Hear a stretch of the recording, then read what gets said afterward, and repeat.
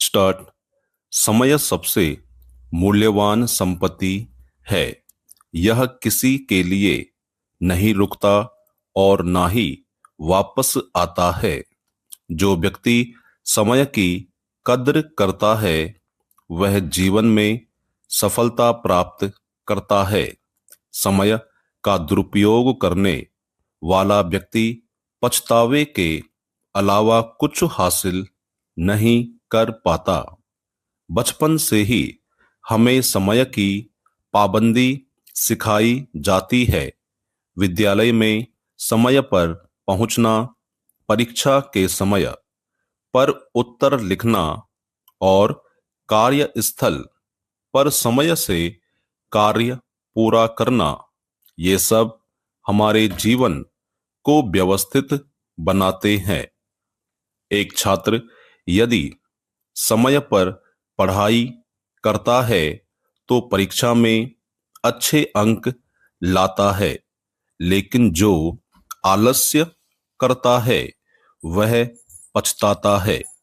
समय का सही उपयोग केवल व्यक्तिगत जीवन में ही नहीं बल्कि राष्ट्रीय जीवन में भी आवश्यक है। यदि नागरिक समय की कीमत समझें तो देश प्रगति करता है। उद्योग, शिक्षा, कृषि और व्यापार सभी क्षेत्र समय की पाबंदी पर आधारित हैं। महापुरुषों ने भी समय का महत्व समझकर ही महान उपलब्धियां प्राप्त की। वे प्रत्येक क्षण को सार्थक कार्यों में लगाते थे।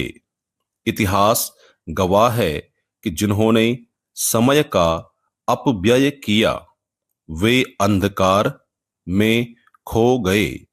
इसलिए कहा जाता है, समय ही धन है। आज के युग में प्रतिस्पर्धा बढ़ गई है।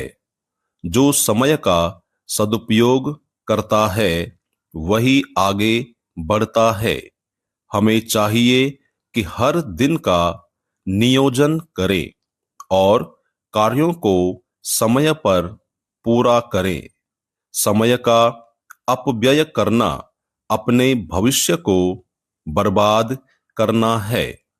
अतः स्पष्ट है कि समय का महत्व जीवन के हर क्षेत्र में है। समय की पाबंदी सफलता की कुंजी है। हमें अपने जीवन में समय का सदुपयोग करना चाहिए ताकि हम एक सुनहरा भविष्य बना सकें। भारत की प्रगति और विकास में शिक्षा की भूमिका अत्यंत महत्वपूर्ण है। शहरों की तुलना में ग्रामीण क्षेत्रों में शिक्षा की स्थिति हमेशा से चिंता का विषय रही है। यद्यपि सरकार ने अनेक योजनाएं चलाई हैं, फिर भी ग्रामीण शिक्षा अभी भी अनेक चुनौतियों से जूझ रही है।